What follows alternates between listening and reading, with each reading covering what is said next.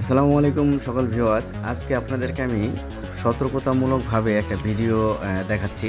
সেটা হচ্ছে আমি যখন গতকাল শুক্রবার দিন 30শে মে ঢাকার কেরানীগঞ্জে কোনাখোলায় মাছ কিনতে যাই, তখন একটা জিনিস খুব ভয়ানক একটা জিনিস আমার চোখে পড়ে। সেটা যখন আমি আমার গাড়িতে হাইড্রোলিক তালাটা লাগাইতেছিলাম, তখন দেখলাম পাশেই আরেকটা গাড়িতে এই ভাইয়া তার তালাটা কাটতেছে, আরেকটা গাড়ির তালা কাটতেছে।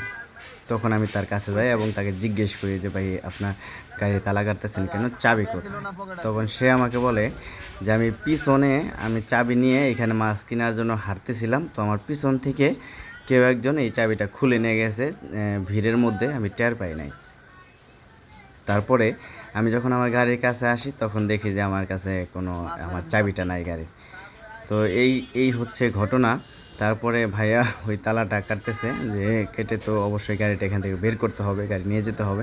তারপরে আমি দাঁড়িয়ে তার কাছে বিস্তারিত জানলাম, জিজ্ঞেস করলাম। তো সবচেয়ে বড় কথা হচ্ছে, যারা এই কোনাখোলায় মাছ কিনতে আসবেন শুক্রবার দিন, যেহেতু শুক্রবারে কোনাখোলায় বড় একটা মাছের হাট হয়, বাজার বসে, সেখানে খুব কম দামে সস্তায় খুব ভালো মাছ পাওয়া যায়।